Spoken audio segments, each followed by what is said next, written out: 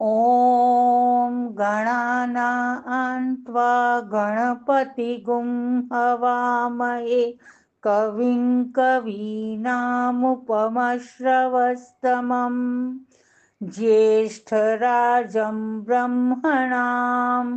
ब्रह्मणस्पत आनः शृण्वन्नोतिभिः सीद सादनम् प्रणो Devi Saraswati वाजेभिर्वाजिनीवती